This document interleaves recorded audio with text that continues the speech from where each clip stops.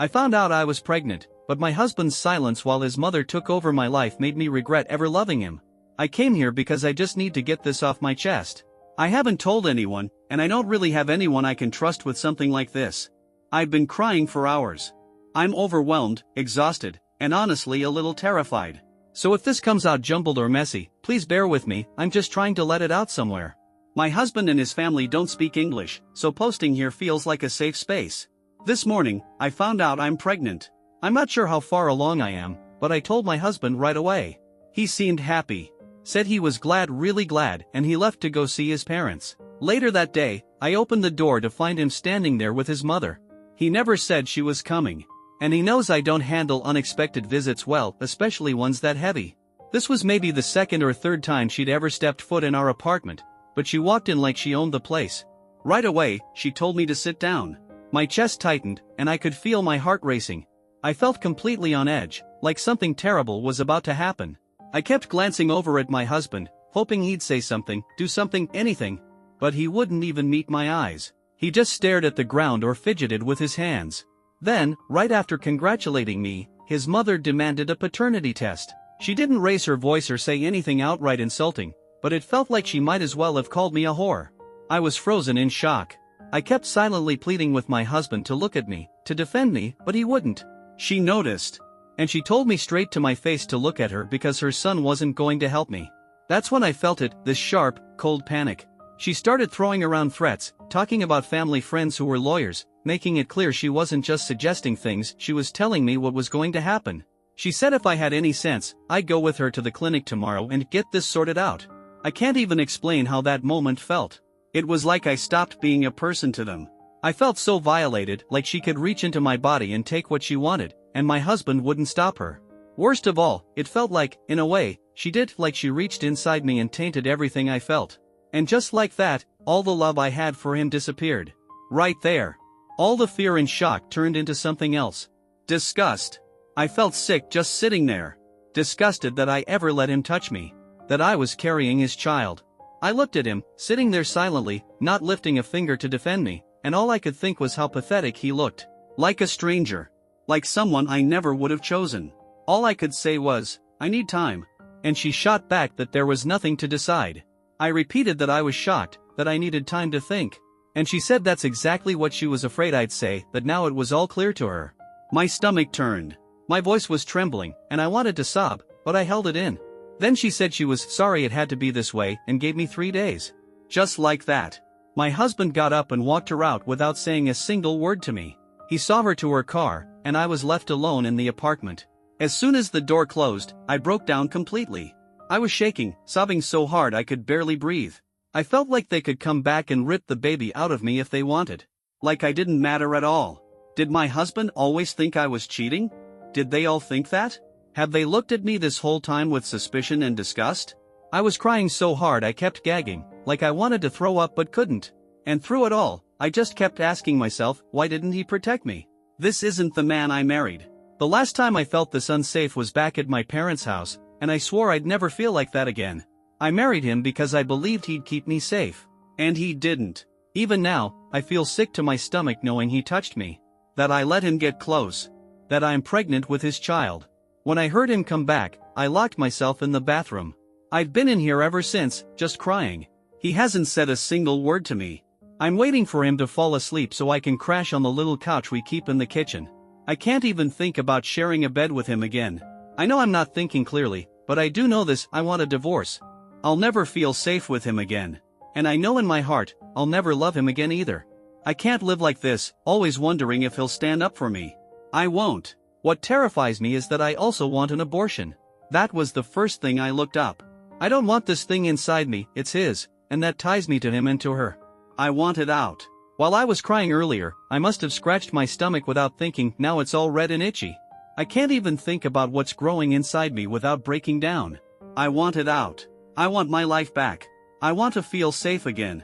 It's strange, I don't feel guilty for wanting a divorce. I know I'll be giving up the future I thought I'd have, and I'll probably lose my friends and have to start over from nothing. But I've done that before. I walked away from my family once. I can do it again. I don't feel anything for this pregnancy. It just reminds me of her, and it scares me. I never thought I'd even consider abortion. I haven't been around many pregnant women, and I don't know what's normal. But right now, I don't feel anything except panic and dread. Writing this out helped calm me down a little. I still don't know what to do next. Should I leave first or see a doctor? I'm scared someone will try to lock me up or control me again. It's strange, but this reminds me of when I left my parents. My head feels clearer now. I'm not panicking as much. Mostly, I feel numb. But I cried so much earlier that I'm just drained. I think that's all for now. I need to get some sleep. I have work tomorrow, and honestly, I'm glad for that. It gives me a reason to be out of this apartment. I don't feel safe here. Thank you for listening. I don't have anyone else to talk to. I was sitting on the train, trying to respond to some of the comments, but new messages kept popping up so fast, I couldn't keep up. Honestly, I don't think I've ever interacted with this many people in my life. I also wanted to thank someone who left a funny comment right after I made my first post. It actually pulled me out of another breakdown. I was deep in a panic, and that one little joke snapped me out of it for a moment. I meant to say thank you, but they deleted the comment before I could. To save time for those who are genuinely worried, I'm okay. I'm still living with my husband, but I'm sleeping on the couch. According to what I found out, I'm about 7 or 8 weeks pregnant. I did try to talk to my husband, but it didn't lead anywhere meaningful. I've made up my mind to divorce him. Right now, I'm looking at apartments, though I haven't taken any steps just yet. We're supposed to go to a clinic on Friday to give our samples for the paternity test. As for the abortion, I'm still not sure. Everything inside me feels numb. A lot of people asked if I cheated, and even though some of those comments got downvoted, I understand why they were asking. They don't know me, and I didn't mention it in the first post. That post was more like me trying to sort through my thoughts, like talking to a friend. I didn't expect it to reach so many people. So to answer it plainly, no, I never cheated. My husband is my first and only partner. That's part of why his silence hurt so much. He knows that. I know this update might be long, and honestly, there's not a lot of big events happening right now, so if you were just checking in on me, know that I'm okay. Thank you again. Now, here's where I'm at. From the moment I woke up Monday morning until now, I haven't really felt much of anything. It's like I've been numb the whole time. I did have a flicker of emotion when I talked to my husband, but it passed quickly. None of this feels real, but somehow, I also feel okay. Like I've gone into autopilot, just getting through my day, doing work stuff, doing housework, like a machine. Maybe that's not the worst thing. Maybe I cried so much I just ran out of emotion. On Monday, my husband didn't leave the bedroom. He works from home when he wants, so I guess he decided to stay in. Without even thinking about it, I found myself slipping into a routine I haven't done since I was a teenager, waking up and moving as quietly as I could, trying not to make a sound, like I didn't even exist. It felt strange to be doing that again, all these years later. I'm a grown woman now, but I couldn't act any different, so I left for work without a word. Reading through your comments on the train really helped. I read them during breaks at work, too, while researching clinics and how paternity testing works. A lot of your suggestions helped me start putting a plan together.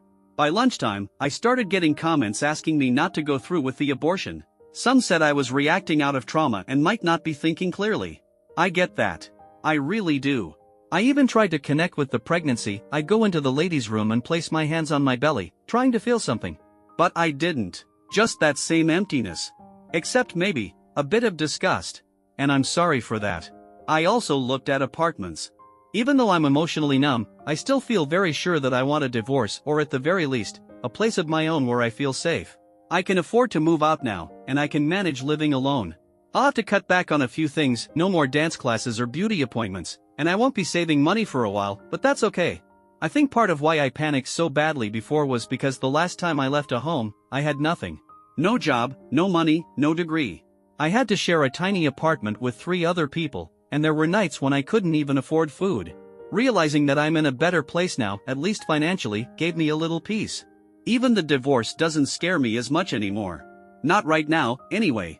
My plan for now is to move out after we do the paternity test. I'll probably wait until Monday or Tuesday, when my husband's back at the office, so I can pack without any confrontation. Some folks messaged me saying my reaction was a trauma response, and that my husband might be a victim too. A few even said my view of him was sexist, and that we needed to talk. Honestly, those messages helped me shape what I wanted to say to him, so thank you. I'm too drained to write out our full conversation right now, but I'll try to share the whole thing tomorrow on my way to work if people want the details. For now, here's the short version. 1. I asked him directly if he thought I cheated. He said at first, no, but after seeing how I reacted to his mother, he started to think maybe I did. I explained that I reacted that way because I was scared. He told me there was nothing to be scared of. We argued, but it didn't lead anywhere. 2. I asked why he didn't protect me, why he let his mother come in like that. That's when I learned she's been paying for this apartment. I had no idea. So, technically, she had every right to just waltz in. That made me feel incredibly unsafe, and I still do, but I've made a plan, and I'm going to stick to it. 3. We argued some more, mostly over how he didn't see her behavior as threatening. A few people in the comments said my expectations of him were too high, so I tried to explain exactly what I thought a partnership should look like. I even brought up my history with abuse. I'd written it all down before, thinking I'd bring it up later, but in that moment I wasn't numb, I was angry, and it just came out.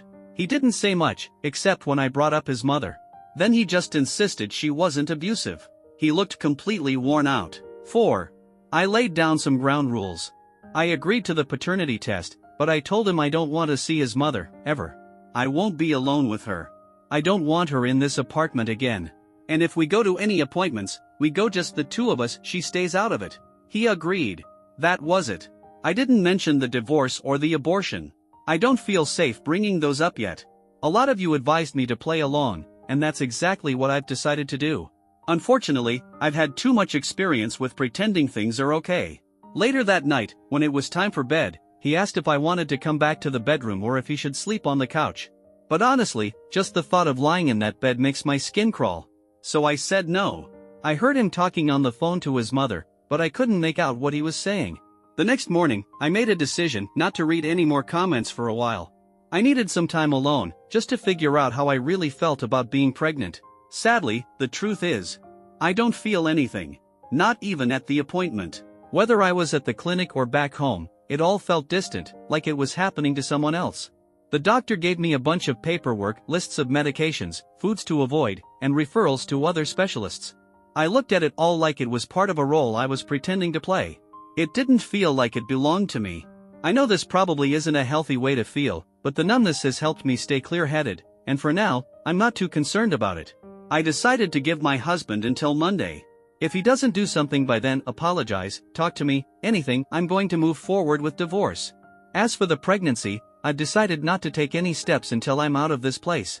I've already missed the window for a medication abortion anyway, so anything from this point on would be more invasive. I still feel nothing for the pregnancy itself, but I'm going to wait and see if that changes. That's the plan for now. His mother still makes my skin crawl. Just the thought of seeing her again makes me feel shaky and afraid. But when I spoke to my husband, he seemed confident that he could keep her away at least until the test results come in.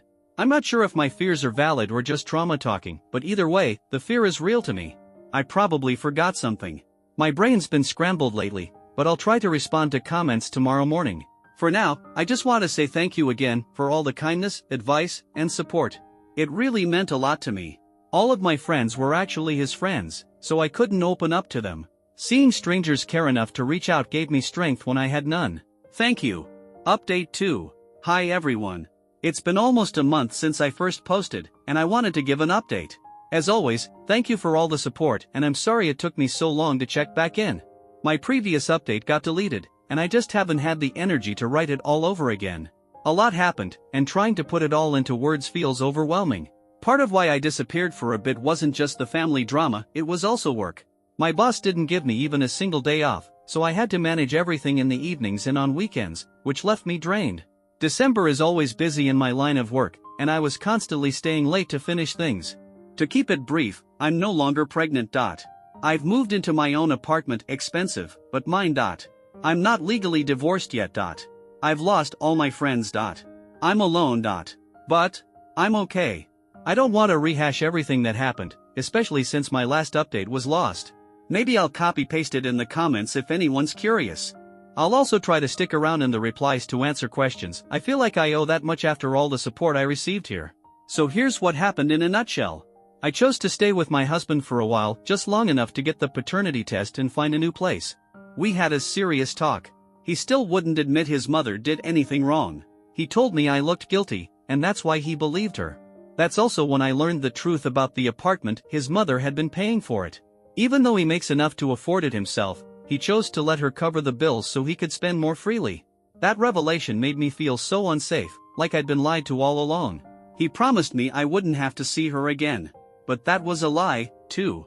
We went to one doctor's appointment together, just him and me.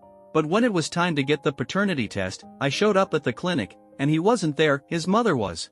I completely broke down. I called him in tears, and he told me he hadn't broken his promise because it's not a doctor's appointment, they're just taking blood. He was late. I had to sit in that room alone with his mother, crying the entire time. The nurses were cold. They ignored me, spoke only to her, and looked annoyed whenever I made any noise. In hindsight, I get why they treated me that way. It probably looked like I was just some young girl who cheated and got caught. That's what it looked like from the outside. And I acted like someone in crisis, because I was. Later, I found out his mother paid for the test, too. I still don't know why. My husband has the money. It doesn't make sense. After we got home, he told me my behavior embarrassed him. Said I acted inappropriately and that now he didn't want to invite his mother over anymore. Then he said something that, strangely, helped me. He told me that my behavior made him question whether he wanted to stay married to me. That snapped me out of my panic. Up until that point, I'd been drowning in guilt for even thinking about divorce.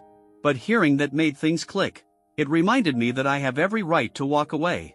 Back in my last update, I said it felt like none of this was happening to me, like I was floating outside myself, just watching it all unfold. People told me that was called dissociation. And yeah, it caused me to make mistakes at work, which meant I still couldn't take time off. But if I'm being honest, I kind of preferred that numb state. It felt better than the constant anxiety and fear I'd been feeling in the weeks before. I thought once they saw the results, once they knew I hadn't cheated, they'd leave me alone. But I was wrong. So wrong. It got worse. His mother basically moved in with us. It was a nightmare. She was calling and texting me constantly, demanding to know when I'd be home. In some twisted way, I was thankful my job kept me so busy. Working 10+ hours a day gave me an excuse to stay away. But I still had to come home. I still had to sleep there. She was always around. Even waited outside the bathroom door and knocked if I took too long. My husband said she was just trying to show she cared, that she felt guilty and wanted to help me since I seemed troubled. But that's not how it felt to me. She made me so anxious I couldn't function. She took over the apartment, cleaning, cooking, doing everything, and she wasn't subtle about it. Then she forced me to sleep in the same bed as my husband. Those nights were unbearable. I don't even want to think about them. Thankfully, I moved out after a week and a half. The timing wasn't ideal. New Year's made everything more expensive, but I couldn't take another day. I can't stay in the apartment I'm renting now for the long haul. If I can just hang on until the end of spring, I might be able to move into something more affordable. There are cheaper options if I wait a few months, especially by summer, but for now I'm just watching and waiting. Because of everything that went down with his mother, I only grabbed the essentials when I moved out, just the basics. Most of my clothes, my books, and the little things I love were left behind. I probably won't get any of it back, but I've made peace with that. When I moved, I didn't want to get into a long conversation, so I just sent my husband a text. I told him I didn't feel comfortable around him anymore. I told him I didn't like how our lives had turned out, and that I couldn't live with his mother constantly being around. That's why I needed space. That's why I wanted out. He sent me a flurry of texts. So did his mother. I haven't opened any of hers since the day I left, and honestly, it feels really good knowing I can just delete her messages. My husband, though, he didn't hold back. He said a lot of nasty things, called me names, said awful stuff. Reading his words made me cry all over again. At one point, he asked if I wanted a divorce. And I told him the truth. I said that having to share a bed with him again, having to feel his touch, made me realize I didn't just stop loving him. I felt repulsed. That's when he hit me with this line: either I'd cheated and gotten pregnant by accident, or I was just a horrible person all around. Pretty messed up, right? But the worst part?